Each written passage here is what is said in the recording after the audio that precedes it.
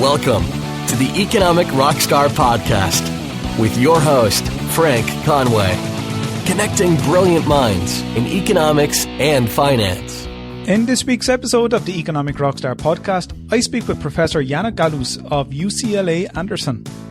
We talk about the economics of non-financial awards and how incentives can be created and designed to motivate human behaviour. Jana shares with us her methodology and results of a recent study in which she carried out a field experiment on the future behaviour of editors on Wikipedia from a purely non-financial awards perspective.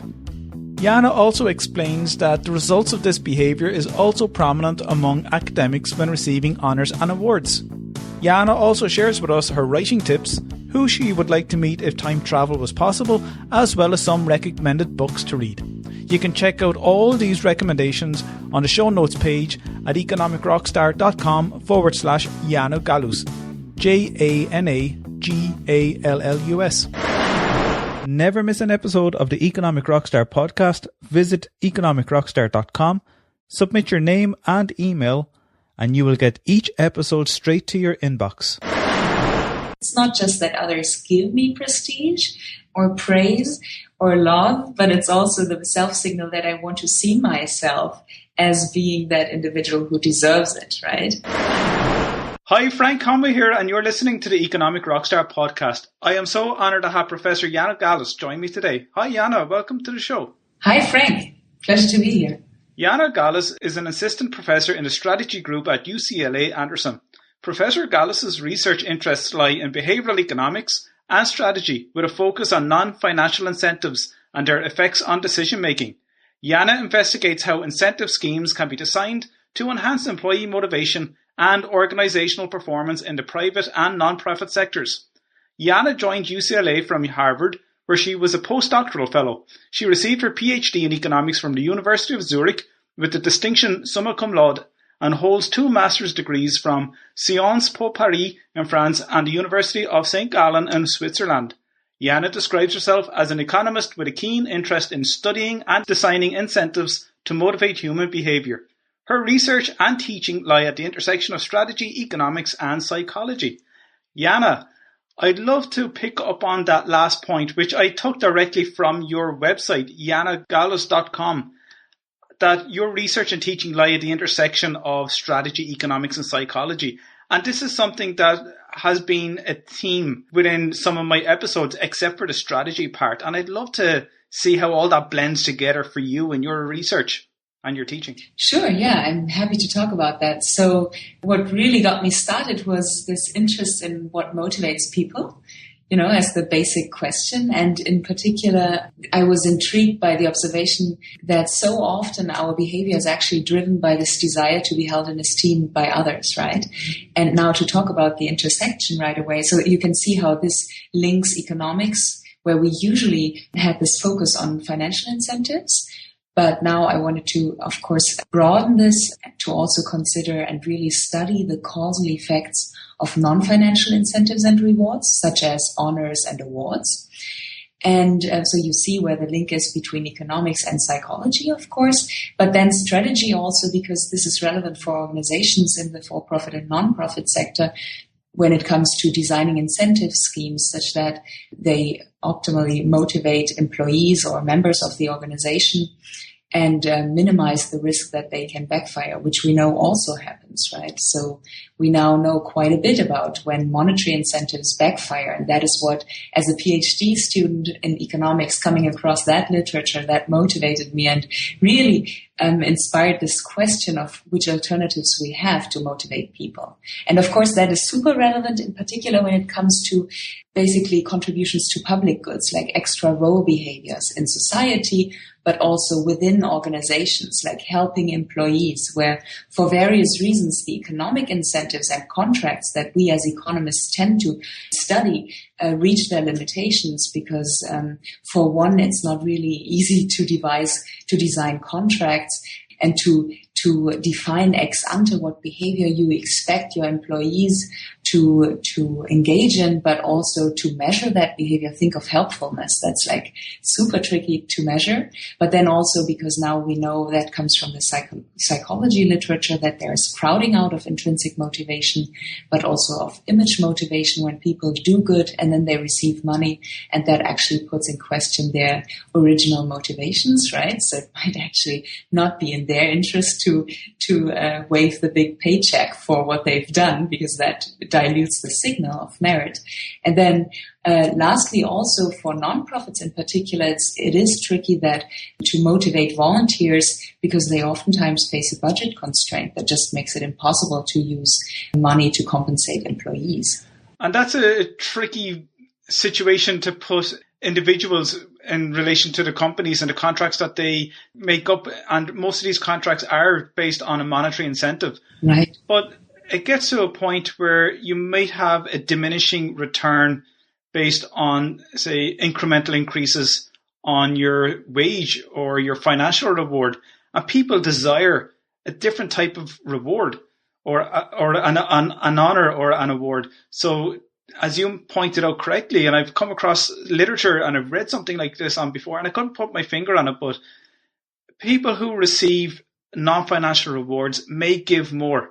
And I think I actually came across it on a Free Economics podcast before, actually, in that if you offer somebody money for a favor, they might feel disgusted that they're actually being offered this money. They prefer to do it for nothing and get the recognition for having done that and having been helpful. Correct. Yeah. Just imagine. I mean, this is one nice anecdote that I like about it, and that I think makes it pretty clear, is just imagine you're invited to friends, right? And then to a dinner, and then you, at the end, you pull out your paycheck and say, hey, thanks, let me compensate you for you. What value should I put on this? That's already where it starts getting tricky, right? Putting a number on it. But then also it's just socially awkward. On top of that, what is interesting, so I've had a particular focus on honors and awards, and that's basically public recognition, right? And if you think about normally in most contexts, if you want to use monetary incentives, you have to put a number on it. And then for the person receiving that sum of pay, it is difficult to communicate it to others. So in most organizations, employees aren't even allowed to talk about their bonuses, right? So this, the way of signaling how good you are, in a way, the mechanisms to signal how good you are very much limited, because you're not allowed to tell your peers. And even if you were, it would be very awkward to tell the person next to you about the sum of money that you just received, right? And honors, in contrast, are by definition public. So you do have automatically an audience built in. And then it gets picked up by, let's say, media or within the company, in the company newsletter. And that really magnifies its effect, and also may make it more long-lasting than monetary sums of pay. So I have a study where I actually find, that's a field experiment on Wikipedia, and I'd be more than happy to talk about that later, where I actually find that the effects of purely non-financial awards, purely symbolic awards, have persisted for an entire year, which is super interesting, in particular compared to our, what we call the gift-giving literature, where we usually study money that's given by surprise. And there we only see that the effects, that we do find effects, but they don't persist for very long, just a couple of hours. And in this context, I find that these effects actually persist for a year, and then they only become statistically insignificant, but I can still point to a difference. It's just no longer statistically significant. And we see a lot of these honors and awards in academia as well. Mm-hmm. And, you just look at some economists and they have on their CV a vast list of honors and awards, and that adds to I'm sure, their credibility, and encourages them to put more literature out there. And did you find anything in the academic circle in your research, or is this something that would interest you in the near future? Yes, indeed. So this was one of the studies that I conducted with my Ph.D. advisor, Bruno Frey, in Switzerland. at the time at the University of Zurich, and colleagues in Australia, Benno Torkler and Rufai Chan. And we studied what the effect is of receiving one of the most prestigious awards for economists in academia, which is the John Bates Clark Medal. So we wanted to get at the effect. And also what the effect is of becoming an Econometric Society Fellow. Of course, it's always super difficult to establish causal effects of awards because by definition, they are meant to be given to the best. So if you observe later on that the award recipients outperform the non-recipients, it's difficult to claim that the award had any effect because the jury might have just done its job and selected the best. But yeah, long story short, so we use the synthetic control method to construct synthetic twins basically for each award recipient and then just compare what happens to their publications and also the citations to work that they had published before receiving that honor to see whether there's a difference in the performance trajectories. And indeed, we find that the people receiving the John Bates Clark Medal or becoming Econometric Society Fellows later on published significantly more.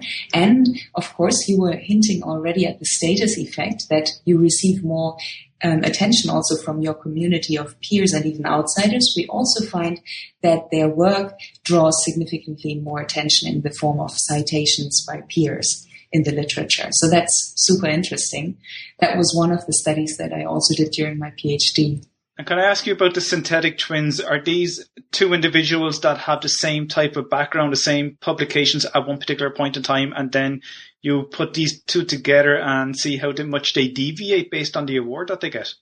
Correct. So basically, we construct a synthetic twin from a sample of roughly 27,000 researchers, and we put together this synthetic person that really mirrors the award recipient's performance on the one hand, in the proxied by publications, quality-weighted publications where we take into account the journal's ranking also, but also stable characteristics such as the degree granting institution where they received their PhD and when they received their PhD, when they had their first journal publication, these more stable characteristics. And then we really construct a twin that exactly mirrors the award recipient's performance.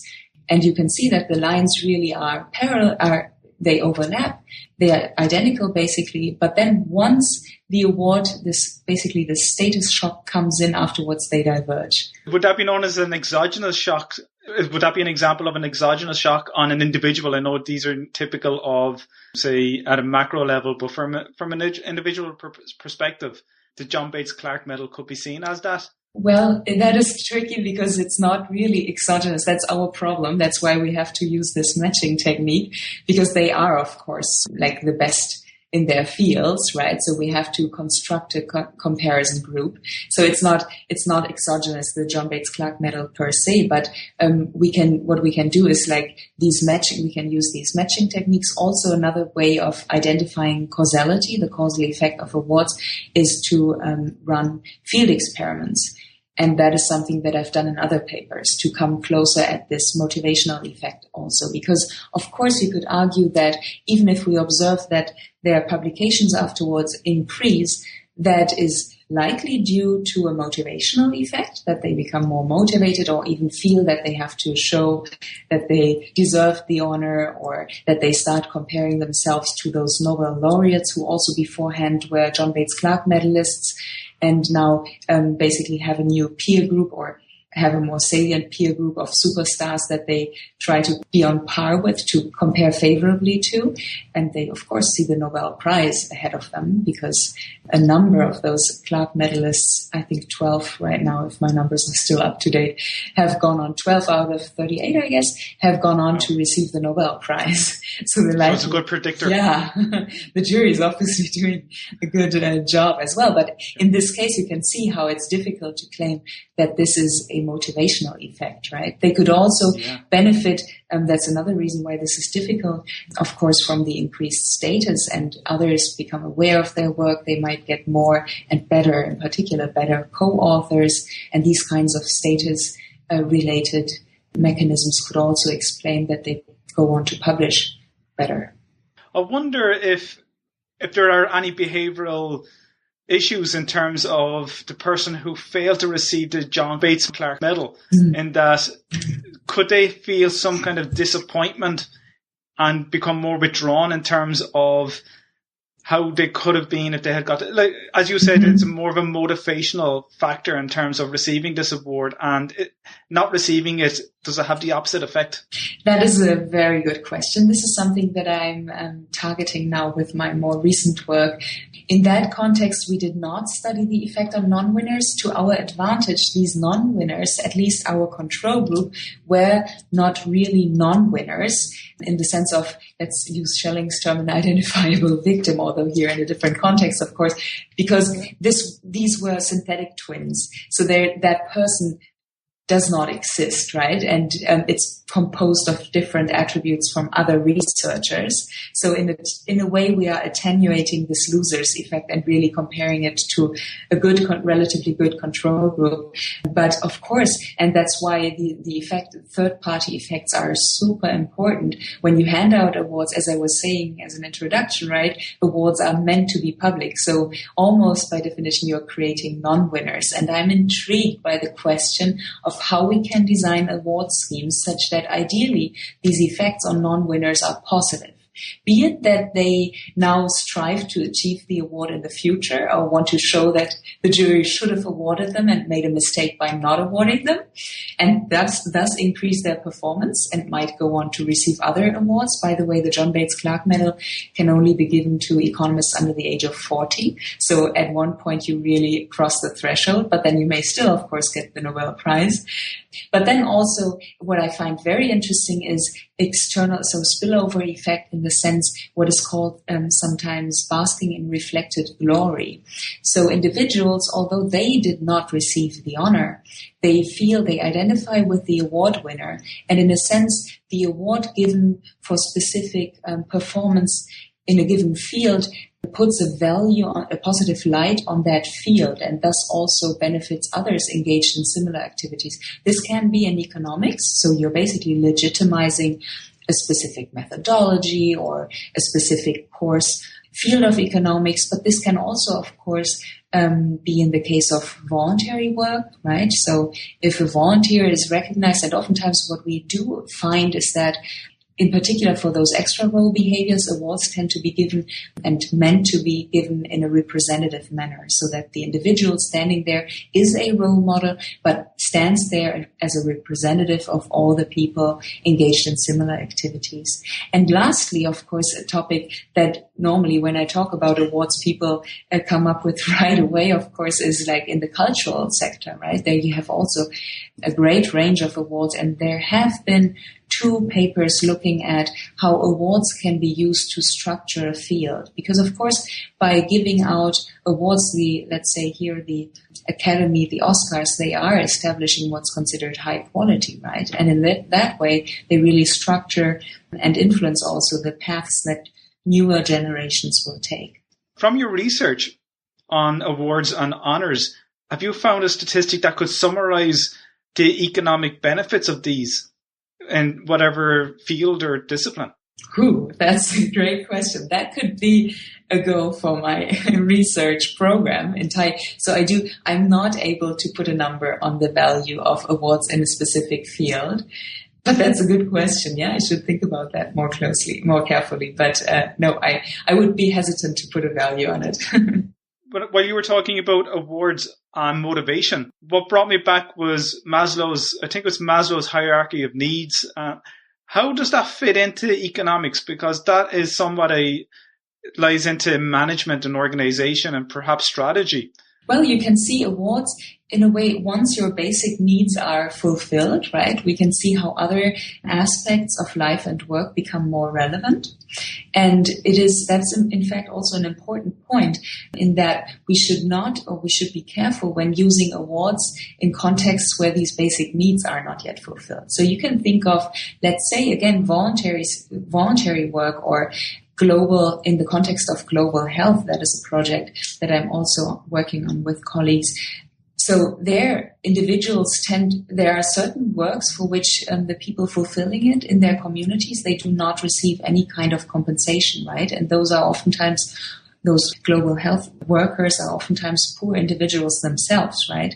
And in that context, then using non-financial incentives in a way to try to get them do that work without actually giving them any form of payment might be seen as a cheap substitute for adequate pay, right? So in this, there might be a certain threshold of pay, of wages, starting from which awards and honors become effective. But under that threshold, it is tricky to use them because individuals could arguably say that at first they would need some money to feed themselves and their families before you start trying to motivate them by using honor. You've also done a lot of research on happiness, and it's something that, again, was a theme of some episodes. And in terms of the reach it has for the public, it branches off into a lot of disciplines in terms of philosophy and psychology. And I'm just wondering, how does happiness fit into economics? Because we never come across it in, say, principles or at undergrad level anyway. I've never remembered coming across anything like this. Yeah, well, it ties into our concept of utility, right? And then the question, yes. Indeed, if you go back and read Bentham, he has some very interesting work where he looks at different, I believe it was 8 different sources of utility where you can see, and then if you can compare those, it's also related to self-esteem as well, the motivation to be held in esteem by others, and I don't recall these 8, but if you look at those, you will realize immediately that what economists have focused on for the longest time was what we could arguably model in a rather reliable way. So other aspects that are important and that everybody would consider to be important have been neglected because that's my now explanation, because it's tricky to model them in adequate ways and to measure them. But in recent years, those measurements of subjective well-being have been shown to be very reliable. And so that's become now, since it's more measurable, we can integrate that better in our economic theory as well. This is basically a proxy or the proxy for utility and well-being, right? I was speaking to Russ Roberts recently on the podcast, and we were talking about Adam Smith's theory of moral sentiments. And a lot of the theme seems to be on happiness. And Russ was saying, in terms of interpreting Adam Smith's work, and it ties in with your own in terms of your non-monetary financial incentives or non-financial incentives, that's not what makes people happy. Money does not make people happy. There's a finite reward that you get from a monetary incentive.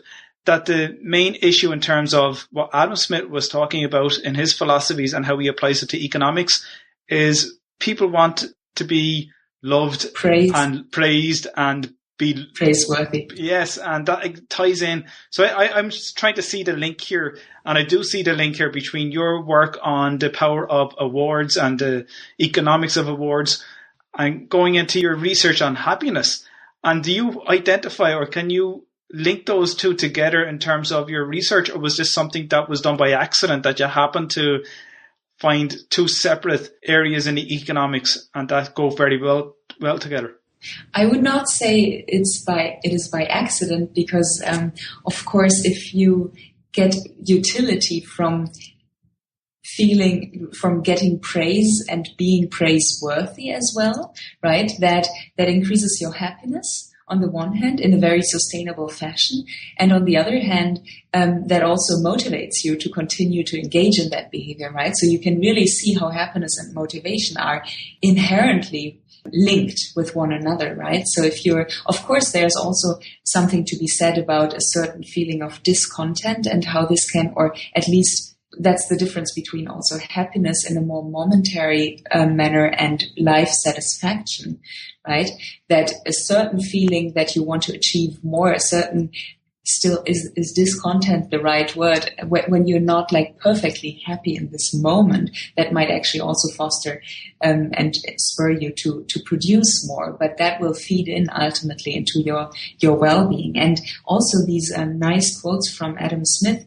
I also really like the theory of moral sentiments, as you can imagine. That also shows very nicely how it's not just about the social signals, praise, but also the self-signals, praiseworthy, right? It's not just that others give me prestige or praise or love, but it's also the self-signal that I want to see myself as being that individual who deserves it, right?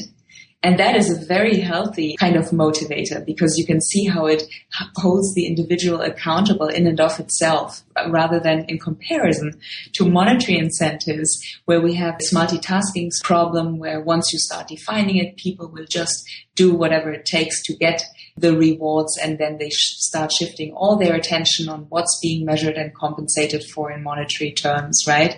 And they will forget about those aspects which may be very important but just are not in the performance catalog, such as helpfulness, right? And they may even engage in strategic behavior, right? Manipulating, playing the game. And have you looked at that part of the manipulation or playing the game, or is that as evident or harder to detect?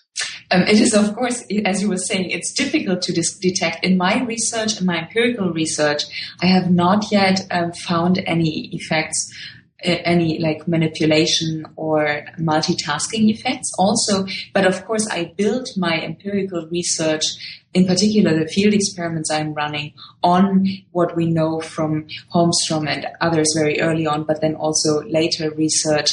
So, for instance, when I set out, I ran one field experiment with Wikipedia. Wikipedia, as you know, there are millions of people contributing voluntarily to this public good online. And what is very interesting for economists, they do so under pseudonyms. So this prestige benefit is really just limited to this online community, right?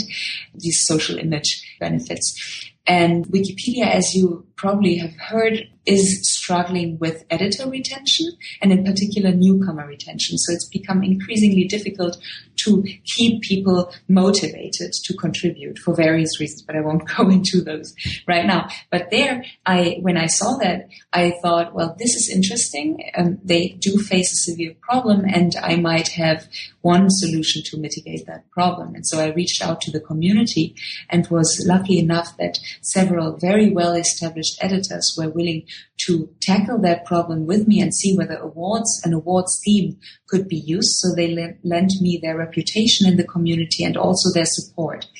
And then, now to come back to that point of multitasking and manipulation, so I had freedom to design this awards theme and also always in collaboration with the community. And what was very important is that the award was not tied to clearly defined performance criteria, because those risk inducing exactly that multitasking where people just start, let's say in the context of Wikipedia, increasing their edit count without this actually adding value, because you can increase your edit numbers just by hitting on save a number of times for minor edits. And that would, if the award was based on this metric, we would probably induce people to do exactly what we are asking them to do, namely to increase their edit count. But it would be difficult to make sure that the quality is still of each single edit is still held constant or optimally even increased. And how could you motivate them to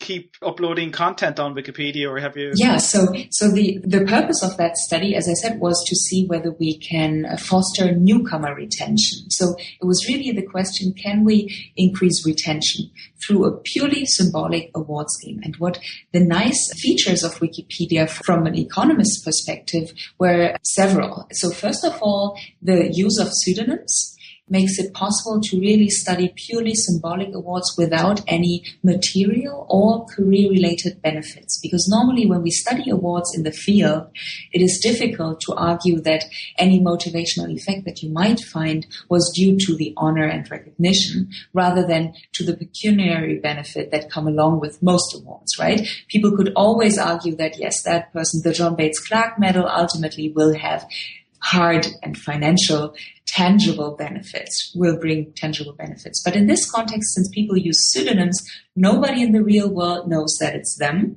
I could argue that this is studying purely symbolic honors. And the next advantage was that I was able to randomize, so that I'd be able to cleanly identify the effects, the causal effects of receiving an award on future behavior. So basically, I applied a basic script to filter to first I extracted the list of the previous month's newcomers, and then I developed an algorithm to make sure that I would filter out any vandals or firm accounts, and so that everybody in this final pool would arguably deserve a newcomer award. And since this is a newcomer award, the performance threshold could arguably be kept very low. Or rather low, let's say it like this. But everybody has contributed something that would merit to be recognized. And then out of this final pool, each month, I randomly allocated 150 newcomers into the treatment group who would receive the award, and 150 or a bit more would be in the control group. The rest would just stay in the control group. And then I would just go on and compare the future behavior of those in the treatment group who received the award with the behavior of those in the control group. And since the only dimension in which they differ is the award, which was given out by chance, there can be no underlying performance differences or motivational differences or any differences for that matter. So those groups are completely comparable, with the only exception that some happened to get the award and the others happened to not get the award. And the award is just a graphic digital symbol that is put on their personal Wikipedia profile pages. And then there's also an award page that's embedded in a national Wikipedia portal, which gives the award considerable reputation and prestige, and their pseudonyms would also be inserted on this page in a kind of a hall of fame. So it's really modeled on awards as we observe them in the real world. And with the difference that this is an experiment, right? Which means that there is random allocation, a natural field experiment. And then what I find is that, long story short, the most important finding is that indeed this purely symbolic award increases the retention rate among newcomers by 20% in the following month. And this difference is statistically, but also, of course, substantively highly significant. And I also make sure that this is not driven by only minor editing activity, but in fact the award increases retention even among what are considered high-power editors who really contribute a lot. So even those people are motivated by this purely symbolic form of recognition. And as I already mentioned, the effect of this initial award persists for an entire year. And only then does it become statistically insignificant. And have Wikipedia adopted this approach, or was this only a test to identify the retention of the editors? No, so this was not only a test. I actually made sure, there's great interest in this award. In fact, the award has also received an award. Yes, I can imagine so. Yeah, and that was very motivating for me too, finally, not only doing the research on awards, but also experiencing what the effect is. So that was very motivating. But indeed, there's great interest in this award scheme because, as you can imagine, there are not so many ways how you can foster motivation in this context, right? And so this award scheme, and in particular, given that it has such proven or that we have evidence supporting its positive effects, is very interesting for the community. So this experiment, the data that I analyzed come from 11 award cohorts, so 11 consecutive months in which I gave out this award, always on the same day, to make everything very clean, and almost the same time even of the day, no matter where I was on that day. But then later on, I had this long period, in fact, even longer, where I was just in a way giving back, right? So I just gave out this award the same way as before, but I didn't randomize anymore. I just handed it out because that saved me a couple of steps and thus also time, which was very limited towards the end of my PhD in particular. But there I made a point in really continuing to hand out these awards because I'd just shown what their effects are. And now I'm thinking about ways to continue doing this. Also, I was offered support with basically somebody assisting me in this period of giving out the award. So there's great interest also from the Wikimedia and Wikimedia chapters. So that was very encouraging as well. I can see myself taking this up again and possibly, ideally, extending also the research behind it. Yeah, and it's amazing how a digital award is so motivating for people. And we see it in some apps on games. Say, for example, there's language courses that you can download. I forget what the app is. There's an owl anyway, but Duolingo, yes, they offer awards as well. And that is a motivating factor for people, and it maintains that retention so that people can work through and stay on this application or this website. Right. And as you said, it's not a financial award or honor, but a digital or a non-financial one. Mm-hmm. That's true. And it's super fascinating if you look at also games and how much effort and even sometimes money people expend on getting status in these online communities. The difference, there are several noteworthy differences though, to the Wikipedia study, because with this, in these games with those badges, oftentimes they are tied to clearly defined performance dimensions, so you know which threshold you have to reach. And there is research showing that also in other contexts, such as GitHub, which is meant to facilitate collaboration on coding and so on. And there are a number of open source projects also that are facilitated or really built up on this infrastructure. You can see how, and then there's Stack Exchange, Stack Overflow, how people are motivated by getting more and more badges, right? And there are nice discontinuities, so that people would exert a lot of effort just before they stand to reach that badge, because they know they just need a couple of, let's say, clicks more. And then after that, it levels off again, right? But in contrast to this Wikipedia award scheme is really based, it comes from the community. It is, you can see how others, so I also analyzed, in fact, the potential mechanisms why this award, purely symbolic award, has such motivating effect, right? And this is not just in this gaming, it's not just the gaming context, but the social context behind it really makes it important. There is a community, there's basically a jury that gave you this award. And so talking about those channels, what I find is that self-identification as a member of this community seems to be one reason why this award is so motivating. So you feel like you're being categorized as as a member of that community, and that in and of itself has a motivating effect. And I find that indeed those individuals are even willing to then engage in behind the scenes community coordination work, which is considered tedious, but super important for the community's health, right? And for the entire project, such as discussing rules, establishing rules.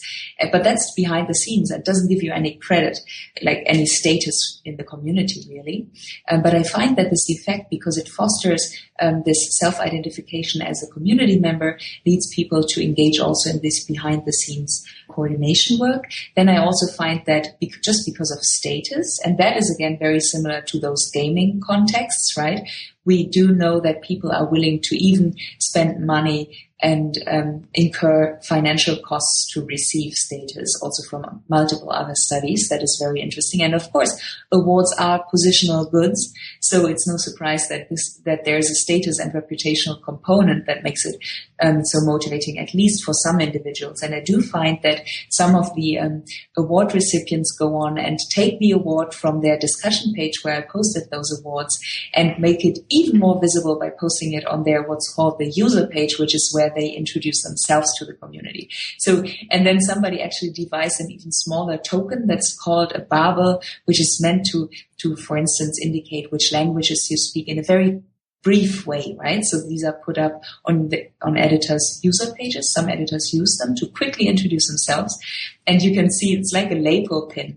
This award has also been transformed into one of those barbels, and some individuals use this and post it on their user page. So they clearly want to make that award more visible. So it clearly counts. And other channels, so besides social identity, the self-identification as a community member, and status, two other mechanisms are relevant. One of them being just recognition, receiving recognition from other community members, which may, in particular, since we are talking about newcomers, also bolster their self-confidence that what they are doing is of value to the community and is actually not that bad, right? And the fourth channel is just attention. That comes from the evaluation potential theory, which is from the literature on social loafing, which would say that if individuals perceive that their contributions are being identified and evaluated by others, that makes them less likely to engage in social loafing, or vice versa, in this context, more likely to continue to contribute to the public good.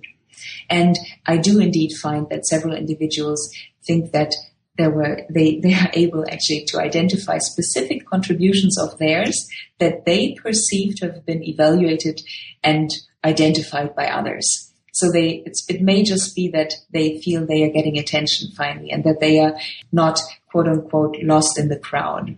Okay, so it gives them that identity out there. On some of your research on happiness, and I just mentioned a couple of the papers, Open Issues in Happiness Research, and not necessarily tied in with happiness, but the aggregate effects of behavioral anomalies, a new research area. What you do is, and I'd love to be able to explain it to me, or explain to the listeners, what do you mean by looking at a micro level and aggregating it to a macro or a societal outcome? And how can you do that in terms of identifying how individuals behave at a governmental policy or the effects of governmental policies, and aggregate that to represent the macro? And you clearly identify that the individual happiness could get lost in the aggregation of the group or the population. This was, again, research done with my Ph.D. advisor, Bruno Frey. And so basically the argument is, or one of the main points we are trying to make is that we should not stop with just observing individuals' behavior in the lab and how specific, let's say in this context, to just map into what I've just said, to tie back into this, how different incentives have their effect on individuals in the lab, and maybe then also on groups in the lab. And we shouldn't just stop there, but we should really link those different research strands that do exist. Also, there's of course also research on a more macro level, and see how specific effects that we find in the lab might actually be reinforced when looked at an aggregate level, or they might be attenuated, or they might even be reversed ultimately. So to make this point that we should not become too focused on either one of those, micro or macro, but really make sure that we understand the entire hierarchy, basically the entire implications also of what happens once we take this to the macro level. Do you see any divergence or similarities between what happens in the lab and what happens at a macro level, or what happens at an aggregate level? Well, of course, in the lab, so there are each methodology and each approach, let's say like this, has its advantages, right? But so what is for when doing research in the lab, as I also do, is important is that we also consider that we don't draw overconfident, probably, implications from these findings in the lab. The lab has its advantages in that it, for instance, allows you to cleanly identify causality on the one hand, of course, and that everything is controlled for, right? And that you may be able, for instance, in the context of awards, you may be able to look at the relative importance of different channels, of different psychological channels, why awards have, for instance, a positive effect under specific conditions, and you hold everything else constant. But then, of course, it is important, and sometimes what you find in the lab may not map into more aggregate, into the society, right? That's like the external relevance and external validity of those lab results that isn't oftentimes also discussed in the papers. Jana, can I ask you a number of quickfire questions, if you don't mind? Sure. If you were to step into the DeLorean and time travel, what era would you go back to? Who would you like to meet, and what would you ask them, or what conversation would you think you'd like to have? That's a good question. So probably, and here you can see how behavioral economics comes in again, I'd want to travel first to the past. ideally the medieval ages, to calibrate my reference point and make myself aware and experience how good life is today. Right? I like the way you put that, calibrate my reference point. So I think that would be healthy. And I think that is something we could all try to do every now and then when we think the past was so much better and have so much reason to complain about today. So I guess that's the first thing I do.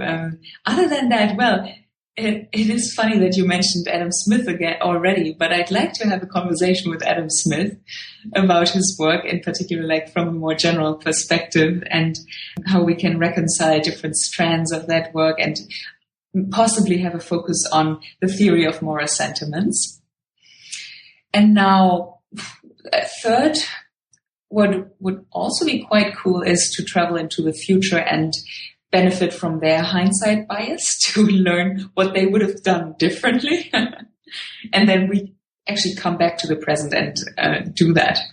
Would you, if you traveled into the future, get an almanac with results of all games like the way they had done in the actual Back to the Future movie and bring it back and take advantage of the outcomes that you could make yourself quite wealthy?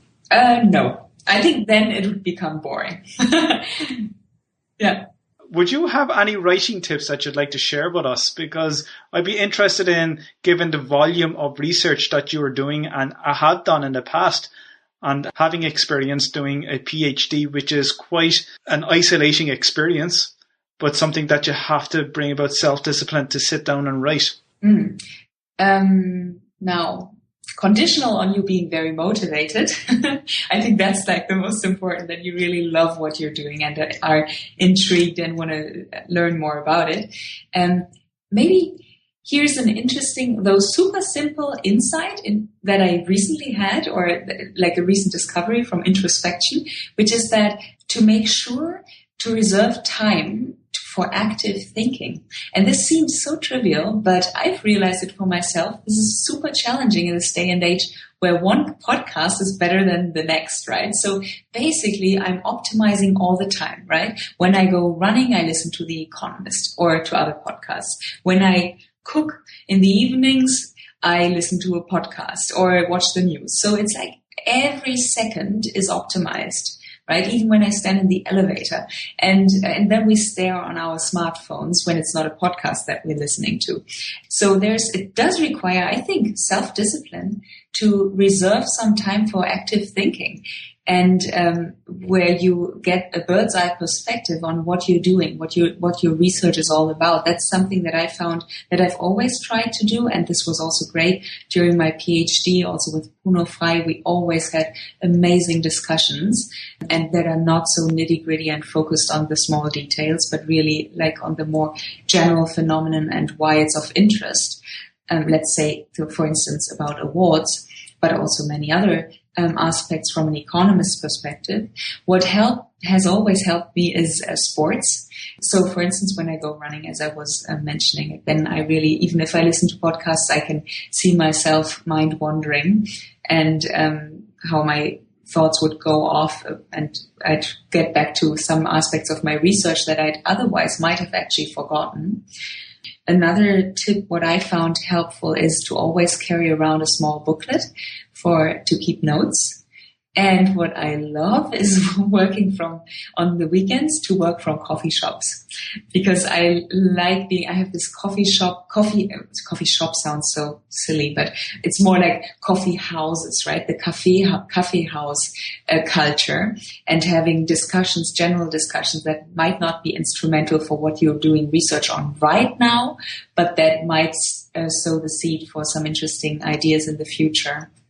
And reading, lastly, I almost forgot, actually reading books. That's another, with the internet, right? You find so many interesting small pieces, articles, but actually what I find very helpful when reading books is that you do you say consecrate? You do devote some period of your life to a book. So you're dealing with that book for a somewhat lengthier period of time, as opposed to when you're just reading a short article, be it an academic article or a newspaper article. So you do deal with something on a more fundamental level, and your thoughts keep coming back to this for a longer period of time than would be possible when you just read articles. So I do still think that reading books is a great way. It might, and again, it doesn't need to be really books that deal directly with what you're doing right now, but just to broaden your horizons. But as well as that, they do offer, I think anyway, a meditative process, especially when you do exercise and you listen to the podcast and, or read or listen to an audible book. And even immersing yourself in a book, as you mentioned there, it does plant a seed, or it could give you an idea, or something could trigger a thought, a process in which you were trying to work on or try to establish an argument in a piece of writing that you're doing. And I think it's fairly effective to do something like that. And I totally agree with carrying that booklet as well, carry a little notebook, because you don't want to lose those thoughts when they do arrive.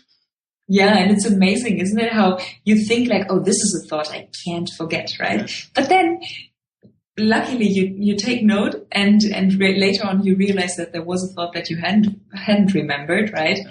Or also the booklet besides the bed. If at night you come up with an idea. Yeah. But those, I guess, are like the standard. I hope they are helpful. We'll see looking forward. I often have a piece of paper on the bedside locker, and I'd be writing in the dark, and I'm hoping that it's legible in the morning, and I could be just all over, just in case there was something there that I didn't want to miss out on, because if I didn't write that down, I wouldn't get to sleep at all, because I'd be trying to remember what I was just writing or thinking. That's a good point, yeah. Right. Jana, would you have a recommended book you'd like to share with us? Ooh, that's also a good question. Let me try to think of books that are not on more recent New York Times bestseller lists, like not the obvious picks, right? Yes.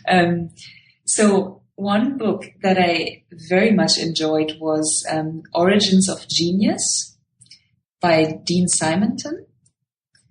I don't remember which publishing house it was, but it was in the 90s. Came out in the 90s. I, of course, read it way later, but that's a book I found very interesting. It also speaks to really like creativity as well, right? What we were just talking about. Another book that's more related to awards, but this is from a sociologist's perspective, would be by William Goody, The Celebration of Heroes' Prestige as a Control System. This is slightly more related to what we've just been talking about. And maybe a third, also less obvious one, well, for some people this will be very obvious, I guess, is Models of a Man, Essays in Memory of Herbert Simon. Those were really books that I enjoyed, and they are all very different, as you can tell. So I hope that everybody would find something in there. And then, of course, more recently, I can only recommend having a look at the books that my advisor, Bruno Frey, has written. Yes, of course. They are awesome, really, truly great. And my more recent advisor at Harvard, Iris Bonet, has just published a wonderful book on gender, and the title is What Works? Gender Equality by Design. Okay, lovely, yeah. And there are a diverse collection of books, and it's a broad spectrum of content that you could have in terms of the economics and, as you mentioned, sociology too. If you read through those books, I'm sure they trigger a lot of thought as well, that you could plant that seed to develop a particular argument. And I'm sure you found a lot in that in your research in terms of awards and happiness. I did, yes. Those were highly motivating and super interesting reads.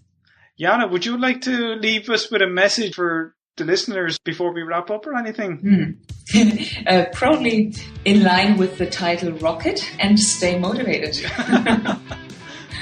Jana, thank you so much for being so inspiring and for joining me in Economic Rockstar. I had a blast, and I learned a lot from you. Likewise. Share again with our listeners where they could find you. And so, as you were mentioning in the beginning, I have a website which is Jana Gallus. That's how Americans would pronounce it. I'd say janagallus.com. I'm also on Twitter with the handle Jana Gallus. Surprise. That's it. And then there's also at UCLA Anderson, which is where I am a faculty member now, I also have a website. You can find all the links to Jana at economicrockstar.com/Jana Gallus. Jana, thank you so much for being so generous with your time. You are an economic rockstar. Thanks, Frank.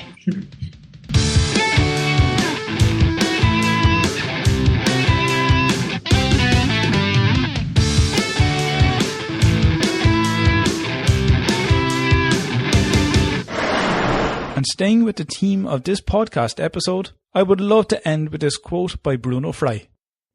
It is inconceivable that people are motivated solely or even mainly by external incentives. And that's a great way to capture exactly what Jana had been describing in her research.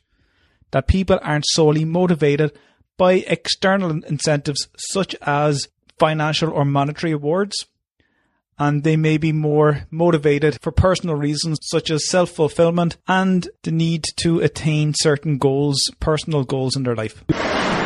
If you enjoyed this podcast, why not leave some feedback or comments on the show notes page on economicrockstar.com, where you can also sign up and be a member of the Economic Rockstar community. If you're listening to this episode on iTunes or Stitcher Radio, I would love to have some feedback and for you to leave an honest rating and review, as this will help with the rankings of the show so that more people can find it. If you're listening on the website economicrockstar.com, make sure you check out the back catalogue of all previous episodes and interviews with some amazing professors and authors at economicrockstar.com/podcasts. Thanks for listening, and I really appreciate your loyal support. I know how much you love audio, so why not get a free audiobook with Economic Rockstar today? I've teamed up with audiobooks.com to bring you this amazing offer. Visit audiobooks.com/rockstar to download your free audiobook now.